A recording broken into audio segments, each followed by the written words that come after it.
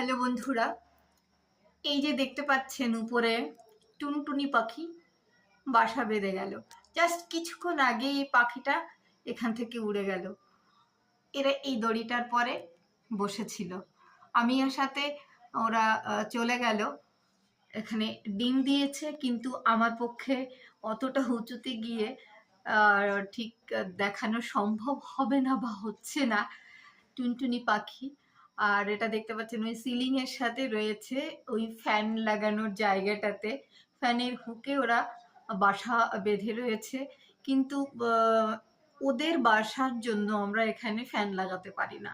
কারণ কখনো মানে ওদের বাসা বাঁধানো মানে বাঁধাটা ঠিকঠাক স্টপ হয় না, মানে ওরা আবার ফিরে ফিরে আসে। আমরা যদিও ওদের একেবারেই ডিস্টার্ব করি না, তাই জন্য হয়তো বা আমাদের ছেড়ে যেতে চায় না। এই যে দেখতে পাচ্ছেন আপনারা কি সুন্দর বাসাটা বেঁধে আছে। আমরা টুনটুনি পাখিকে বলি মনে হয় কি টেইলার বার্ড। তো ঠিক আছে, আহ এই নিচেই আমাদের গাছ, গাছের জন্য হয়তো বা ওরা আসে। এই যে দেখতে পাচ্ছেন, এই যে এখানে গাছ আছে, এর মধ্যেও কোনো একটা জায়গাতে ঘুঘু পাখি এসে বাসা বেঁধেছে বা ডিম দিয়েছে।